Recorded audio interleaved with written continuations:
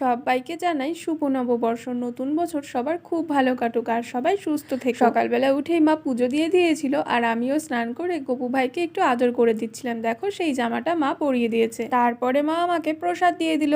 আজকে রবিবার, তার উপরে আজ পয়লা বৈশাখ, আর আজকে প্রত্যেক বাড়িতে চিকেন হবে না তা তো হতেই পারে না, তাই মা আমাকে দিয়েছিল একটু চিকেন কষা খাওয়ার জন্য, আর আমি বসে সেটাই খাচ্ছিলাম। ছোটবেলায় যখন মা চিকেন রান্না করতো তখন বাটি নিয়ে মায়ের কাছে বসে থাকতাম, কখন রান্না হবে আর কখন আমি খাবো। এখন বড় হয়ে গেছি কিন্তু অভ্যেসটা তবুও পাল্টাতে পারিনি। মা রান্না করলে মায়ের কাছে বসেই থাকি। আর আজকে মা দুপুরে রান্না করেছিল শুক্তো আর চিকেন কষা। চিকেনের মধ্যে তোমরা এইভাবে রসুন খেতে কে কে পছন্দ করো কমেন্টে জানিও তো। রাত্রেবেলা বাবা নিয়ে এসেছিল নববর্ষের মিষ্টি, যেটা ছাড়া পয়লা বৈশাখ একদমই অপূর্ণ থেকে যায়।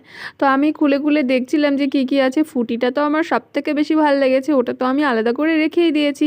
সবাই ভালো থেকো, সুস্থ থেকো, টাটা।